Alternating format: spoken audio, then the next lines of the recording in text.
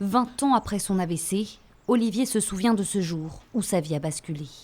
Jeune sportif, il a alors 22 ans quand en plein match de basket, le monde s'arrête subitement. J'ai eu le ballon dans les mains et il y avait un tsunami dans ma tête et je ne pensais plus, justement. Pris en charge en moins d'1 heure, il s'en sort avec de lourdes séquelles contre lesquelles il se bat encore aujourd'hui.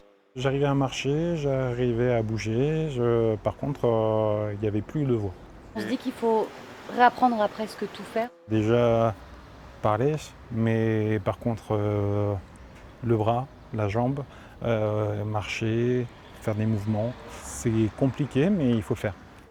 Alors depuis 2 ans, Olivier sensibilise le grand public à travers son association AVC 24. Les accidents vasculaires cérébraux, un fléau qui touche de plus en plus de personnes. Au service neurologie de l'hôpital de Périgueux, près de 10 cas sont traités chaque semaine. Une course contre la montre aux signes avant-coureurs. Il peut s'agir d'un trouble de la parole, il peut y avoir une lourdeur au niveau d'un hémicorps, une jambe ou un pied qui ne marche pas comme il faut, des fourmillements, d'un engourdissement, il peut y avoir aussi des troubles de la vue.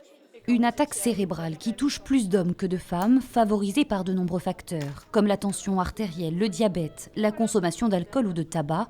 Alors ce jour-là, vous êtes à 93, c'est très bien. Certains comme Aline sont venus se rassurer. Avec la tension que j'ai, il faut faire attention. Mais après, quand ça arrive, on est tout seul souvent.